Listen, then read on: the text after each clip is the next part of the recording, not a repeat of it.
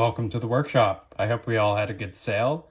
It was a bit of a weird one. There weren't really deals across the board, but if you weren't too picky, you could probably find a watch or two that had a good discount. This was one of them, and I think we should be aiming for around 90 US dollars plus or minus $10. And I know we see a lot of Divewatch homages on Aliexpress, but this one is at least a bit different. The Rolex Submariner is not truly the world's first purpose-built dive watch. That has to go to the Blancpain 50 Fathoms.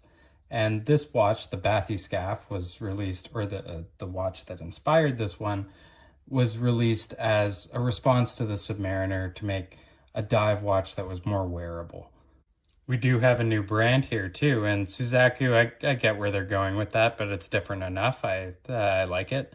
The rooster is going to be a bit more divisive, but I also like him, especially if you're born in 1981, 1993, or 2005, then works out for your Chinese zodiac symbol. It does seem to come from the same factories as Pagani design, so I like to see that they're being a bit creative. Now, unfortunately, unlike the Paganis I've ordered before, the box came quite damaged. I don't know if they've got the packaging down right. And I know, yeah, obviously you can get a couple bucks off, you can appeal that, but it's pretty disappointing, and I want to point it out if you order this watch.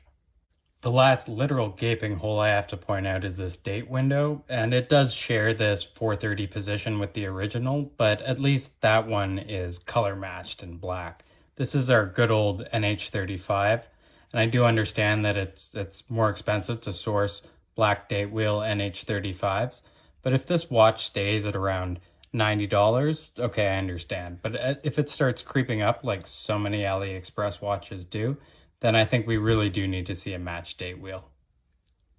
Finally, the color matching on the hands and the indices, it's decent, but it's not great.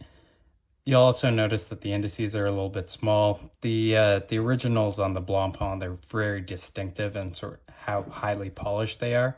I think they probably should have just done slightly larger indices here.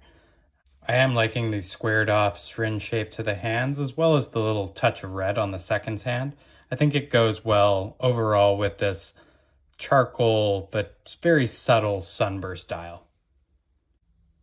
And that brings me to the bezel, which I think is going to be the make or break for most of you guys, because I reviewed that Cadison Retro Diver recently, and the biggest letdown was the sloppy bezel play. Well, this one is very satisfying, very fidget friendly. It's ceramic, it's fully lumed, and I also like the scalloped brush side to it. Just feels very good in hand. But it's a 90 click bezel. So if you are really into the precise timing of things, then that's probably going to bug you to no end. It's more of a dive style watch as opposed to a true dive watch. It's only rated to 100 meters. So for me, it's more the feel of it. The initial Lume is actually quite impressive. Now, it doesn't really have the staying power of a true dive watch, and it's also a bit backwards in that the bezel is the brightest and the hands seem to fade the quickest. But it does really show off that the bezel is the star of this watch, and it's a lot of fun how much luminous paint has just been laid into that ceramic. And when it comes to dimensions, we have a diameter of 41 millimeters and a lug-to-lug length of 51 millimeters. The thickness is pretty standard for an NH35 at 12 millimeters, and these are 20 millimeter lugs, so your standard strap size. We also have quite a wearable weight at 78.1 grams. Typically, that 51 millimeter lug-to-lug length wouldn't really work for me, but you'll notice that these are very low-profile lugs. So it will fit a variety of wrists. What I'd compare it to, and these fit for completely different reasons, is the 1970 Steel Dive Willard Homage. And even though the Suzaku is longer in the lug-to-lug length, notice that it just takes up a little bit less visual space. So if you can wear Willard, then you'll be fine with this one. I also I tested both of these for sapphire, and they are sapphire. I do notice that the new Suzaku is has a flat crystal and also no anti-reflective coating. And in terms of finishing, I talked about how the dial is definitely better than the hands, and the bezel is definitely the best of the bunch. It's nice to see that the horizontal brushing on the bezel continues to the case here, and it's subtle, but it's very well done. It's circular brushing on top of the lugs, and that is also done to a very good degree.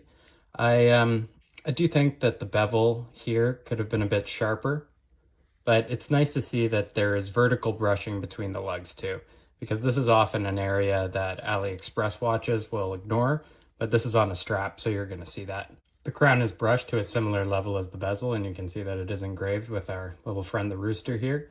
It is a screw down crown with a good action, our regular NH35 winding, and this watch is water resistant to 100 meters, so a good everyday watch, not necessarily a real dive watch.